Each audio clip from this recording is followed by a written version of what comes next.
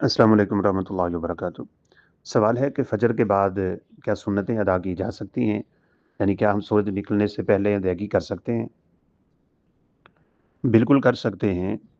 रसूलुल्लाह सल्लल्लाहु अलैहि वसल्लम ने वैसे तो फ़जर के बाद नमाज़ पढ़ने से मना किया है।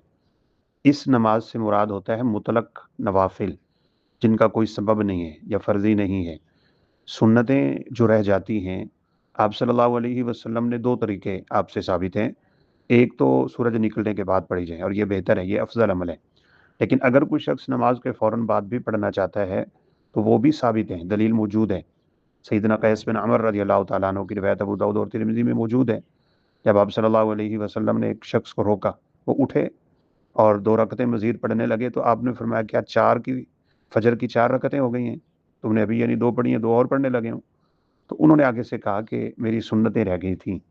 तो आप सल्लल्लाहु अलैहि वसल्लम फिर खामोश हो गए और बाद रिवायात में है, आपने फरमाया फला इज़न, चलें फिर कोई हरज नहीं है, अगर सुन्नतें तुम्हारी रह गई हैं तो वो पढ़ लो, उनकी क़ज़ाई कर लो, तो इसमें इंशाअल्लाह गुंजाइश मौजूद है। वल्लाहु आलम। अस्सलामु अलैकुम रहमतुल्लाहि व बरकातुहू।